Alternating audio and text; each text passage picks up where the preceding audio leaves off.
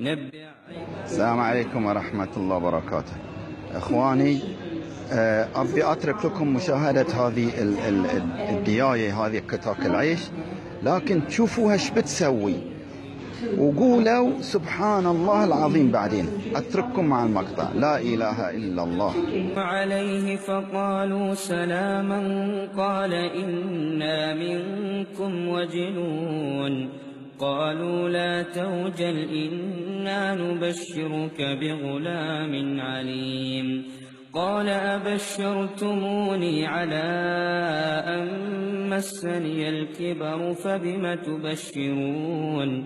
قالوا بشرناك بالحق فلا تكن من القانطين. قال ومن يقنط من رحمة ربه إلا الضالون.